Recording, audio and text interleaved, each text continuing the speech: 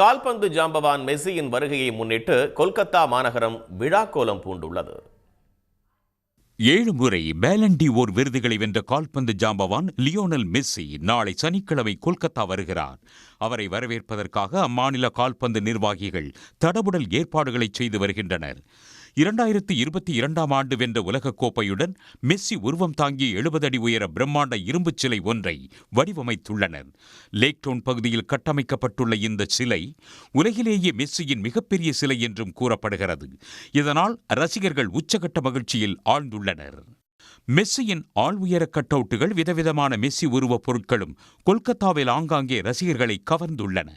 கொல்கத்தாவில் பிரபலமான Salt Lake அரங்கில் மெஸ்ஸியுடன் வரும் அர்ஜென்டினா வீரர்கள் காட்சி கால்பந்தாட்டம் ஒன்றில் கலந்து கொள்ள உள்ளனர். சௌரவ் கங்குலி, கால்பந்து பிரபலம் பாய்சுங் பூட்டியா, டென்னிஸ் புகழ் லியாண்டர் பயஸ் ஆகியோரும் நிகழ்ச்சியில் கலந்து கொள்ள உள்ளனர்.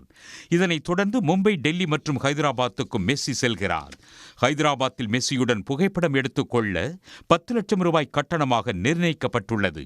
அதுவும் முதலில் பதிவு செய்யும் 100 பேருக்கு மட்டுமே அந்த வாய்ப்பு எனவும் தெரிவிக்கப்பட்டுள்ளது. உடனுக்குடன் செய்திகளை தெரிந்து கொள்ள சன் நியூஸ் பெல் ஐகானை கிளிக் பண்ணுங்க.